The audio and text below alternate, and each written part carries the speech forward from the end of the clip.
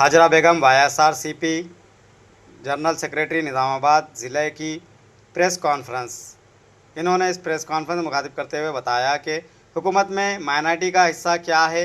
रेवंत रेड्डी साहब हमारा हक हमें दें।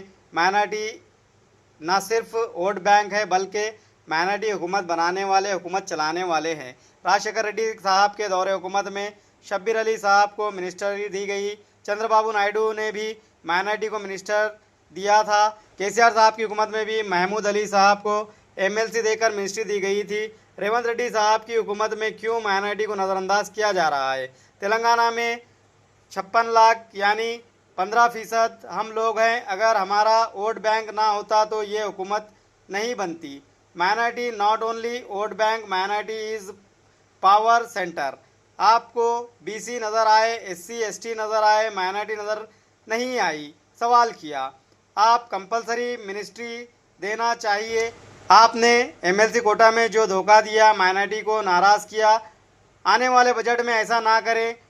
कल जो बजट सेशन शुरू होने वाला है, माइनॉरिटी के लिए 15,000 करोड़ फंड अलाटमेंट करें और सब प्लान के तहत अमल करें। YSR कांग्रेस पार्टी ये डिमांड करती है कि ये रेजोल्यूशन पास किया जाए। हमारी माइनॉरिटी मॉर्निंग टू इवनिंग जिन जिन चीज़ों का टैक्स अदा करती है, इसी से हुकूमत चल रही है। 56 लाख हम लोग हैं, तकरीबन 40% का फ़ायदा हुकूमत को दे रहे हैं। रेवेन्यू और वक्फ बिल जो मोदी सरकार ला रही है, ये गरीब गुरबा का हक है। हमारा ये मुतालबा है कि हुकूमत तेलंगाना इस बिल को नामंजूर करे, असेंबली में ये रेजोल्यूशन पास किया जाए। अब अगर आगे लोकल बॉडी इलेक्शन या MPTC ZPTC इलेक्शन हो, अगर 15% हमें नहीं दिया गया तो हम सब मिलकर बताएंगे कि माइनॉरिटी का पावर क्या है।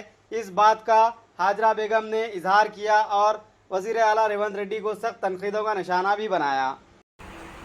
आज इस प्रेस कॉन्फ्रेंस का रखने का मकसद है कि माइनॉरिटी का हुकूमत में हिस्सा क्या है। रेवंत रेड्डी साहब आपसे सवाल कर रहे हैं। YSR कांग्रेस पार्टी और माइनॉरिटी की तरफ से हमारा हक हमें दें। Minority is not only vote bank बल्कि माइनॉरिटी हुकूमत चलाने वाली, हुकूमत बनाने वाली है। पिछले राजशेखर रेड्डी साहब के दौर में देखेंगे कि आपने माइनॉरिटी को ओहदा रखा था, एक माइनॉरिटी को एक मिनिस्ट्री दी थी और 4% रिजर्वेशन लाया था आपने, जिससे कई नौजवान फ़ायदा उठाए, डॉक्टर्स, इंजीनियर्स बने। उसके बाद चंद्रबाबू नायडू के दौर में भी देखेंगे कि उनके दौरे हुकूमत में भी माइनॉरिटी मिनिस्टर रखा गया था। फिर बाद में केसीआर साहब की हुकूमत आई, उन्होंने भी महमूद अली साहब को मिनिस्ट्री दी विदाउट जीते के MLC देकर उन्हें मिनिस्ट्री दी गई। रेवंत रेड्डी साहब की हुकूमत में क्यों माइनॉरिटी को नज़रअंदाज किया जा रहा है, हमारा ये सवाल है। तेलंगाना में 56 लाख यानी तकरीबन 15% हम लोग हैं। अब बताइए, अगर हम लोग नहीं होते, हमारा वोट बैंक नहीं होता, क्या आप हुकूमत बना पाते?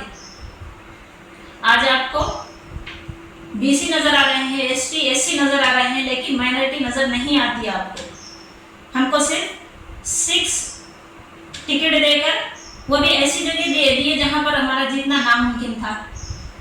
आपको माइनॉरिटी कंपलसरी मिनिस्ट्री देना चाहिए। आप माइनॉरिटी को जो नज़रअंदाज किए, MLC में जो आपने धोखा दिया, उसका असर यह होगा कि आपको आने वाले लोकल बॉडी इलेक्शन में उसका नतीजा आप देख लेंगे।